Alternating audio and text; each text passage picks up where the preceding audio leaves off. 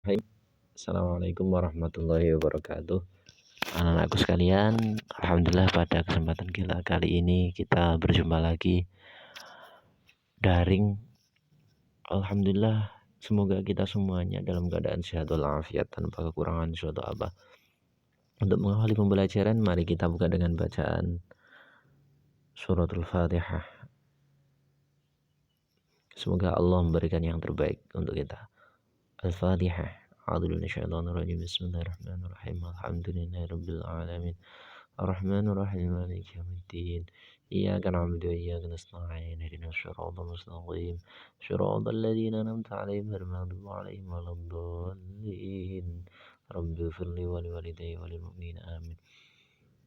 Oke, anak-anakku sekalian, pada kesempatan kita kali ini kita akan belajar tentang kalimat efektif, ya. Tentang kalimat efektif. Tapi sebelum itu ada materi sisipan untuk kalian.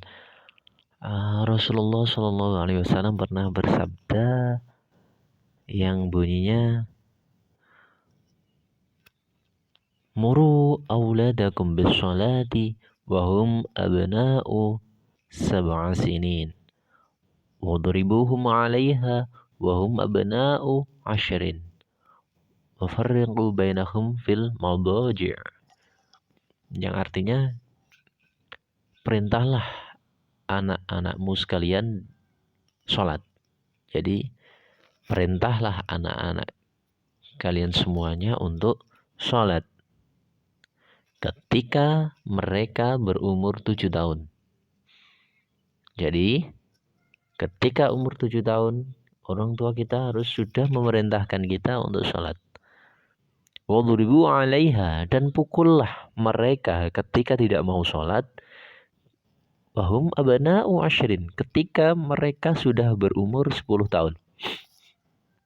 Jadi ketika sudah umur 10 tahun tidak mau sholat harus dipukul. Nah, mukulnya ya tentunya dengan mendidik. Alhamdulillah. Wa farriqu bainahum fil madaji', dan pisahlah kamar-kamarnya. Jadi tidurnya tidak boleh bareng sama orang tua.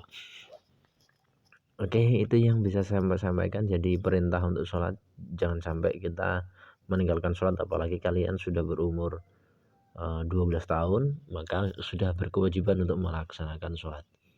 Oke. Langsung ke materi, anak-anakku sekalian. Pembahasan kita kali ini tadi sudah saya sampaikan adalah kalimat efektif. Nah, kalimat efektif itu memiliki beberapa syarat. Yang pertama, dia harus memiliki unsur penting atau pokok, minimal unsur subjek dan predikat. Dalam sebuah kalimat biasanya kan ada subjek, predikat, objek, keterangan, ya kan? Nah, ini dua saja sudah boleh. Unsur apa? Subjek dan predikat, itu sudah boleh. Yang penting nanti dia sudah memiliki arti atau makna. Yang kedua, dia menggunakan struktur bahasa yang tepat. Jadi dia menggunakan struktur bahasa yang tepat. Strukturnya tepat, tidak keliru strukturnya. Nanti kita bahas. Yang ketiga, dia memenuhi kaidah ejaan yang berlaku, yang benar. Ya, jadi memenuhi kaidah ejaan yang berlaku. Kalau sekarang kaidahnya adalah EYD atau ejaan yang disempurnakan. Yang keempat, itu menggunakan pilihan kata atau diksi yang tepat. Ya, kita bahas satu persatu. Kalimat efektif syaratnya yang pertama adalah memiliki unsur penting atau pokok, minimal unsur subjek atau predikat. Ini ada sebuah contoh anakku. Nah, menendang bola di lapangan. Ini ada sebuah kalimat. Nah, menendang bola di lapangan. Ini ada beberapa unsur. Yang pertama, menendang itu kan predikat, ya bang enggak? Yang kedua, bola itu adalah objek. Yang ketiga, di lapangan, ini keterangan. Ada 3 unsur. Tetapi kalimat ini tidak memiliki arti, menendang bola di lapangan. Apa ya, ndak ada pengertiannya ya, menendang bola di lapangan. Nah, ini artinya kurang, ndak punya makna, maka kalimat ini belum disebut dengan kalimat efektif, ya. Karena kalimat ini tidak memiliki makna atau arti. Ya, unsur-unsurnya kurang pas. Beda dengan contoh yang kedua ini. Udin berlari, walaupun hanya dua, hanya Udin subjek, berlari predikat. Walaupun hanya ada dua, ini sudah memiliki arti. Udin berlari, oh Udin berlari. Ini sudah ada pengertian dalam pikiran kita. Udin berlari. Oh, ini sudah merupakan kalimat efektif. Walaupun hanya subjek dan predikat. Beda dengan kalimat tadi, menendang bola di lapangan. Menendang bola di lapangan. Siapa? Masih timbul pertanyaan-pertanyaan. Ya bang enggak? Ya. Tapi kalau Udin berlari, oh, sudah cukup. Sudah. Oh Udin berlari. Ya, udah. Walaupun tidak ditambahi pertanyaan lagi, sudah mendapatkan arti. Beda dengan yang menendang bola di lapangan. Siapa masih bertanya, ya kan? Kalau Udin berlari, oh Udin berlari, ya. Sudah memiliki pengertian. Berarti ini kalimat ini sudah, Udin berlari ini sudah merupakan kalimat efektif. Karena sudah memiliki unsur kalimat minimal subjek dan predikat. Yang kedua, menggunakan struktur bahasa yang tepat. Contoh, ada contoh yang pertama, roti makan Udin. Roti makan Udin. Nah, kalimat ini struktur bahasanya tidak tepat. Seharusnya bagaimana? Oke, betul. Seharusnya adalah Udin makan roti. Nah, ini adalah struktur bahasa. Jadi, jangan sampai kita menggunakan struktur bahasa yang salah. Nah, jadi seperti ini. Ini struktur bahasa ya. Jadi penempatan kalimat, penempatan kata-katanya itu jangan sampai salah.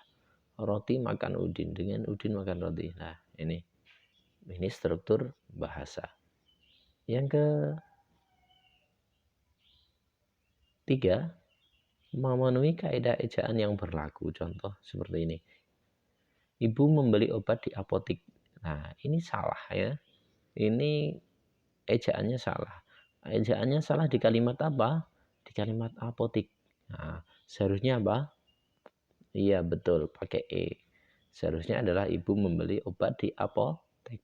Nah, ini yang agak rumit untuk kaidah ejaan ini karena banyak sekali ejaan-ejaan yang salah ya. Ya.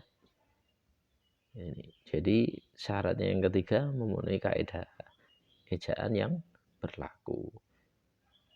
Hampir sama, ibu membeli obat di apotik dan ibu membeli obat di apotek. Nah, yang benar ya, yang bawah ya. Awas, hati-hati ya. Ini kaidah ejaan. Yang keempat, menggunakan pilihan kata atau diksi yang tepat. Nah, contoh ini, Bapak Yasudarso telah mati di medan perang. Nah, ini penggunaan diksinya salah. Karena apa? Kalimat tersebut tidak efektif karena menggunakan pilihan kata yang tidak tepat. Mati, ya. Pada kata mati. Seharusnya apa? Iya. Seharusnya adalah beliau adalah seorang yang pahlawan. Jadi tidak boleh pakai kata mati. Nah, itu diksi. Seharusnya dipakai kata gugur. Nah, seharusnya seperti itu. Jadi harus bisa menggunakan diksi atau pilihan kata yang tepat. Nah, oke. Saya yakin kalian paham. Selanjutnya ada tugas untuk kalian yang pertama. Ini ada bola ditendang. Ini kamu tentukan kalimat ini efektif apa tidak. Ya, kalimat ini efektif apa tidak. Kalau memang dia tidak efektif, apa alasannya. Ya. Jadi bola ditendang. Kalimat ini efektif apa tidak? Kalau tidak, tentukan kenapa kok tidak efektif dan benarnya bagaimana. Yang kedua, majalah membaca kakek dan nenek. Nah, ini juga kamu tentukan ini apakah kalimat efektif apa tidak. Ketika kalimat ini efektif, cukup diberi ya efektif. Kalau tidak, oh tidak. Nah, harus diberi alasannya dan pembetulannya. Yang ketiga, zaman sekarang sudah modern. Jadi mudah untuk membuat apa saja. Efektif apa tidak?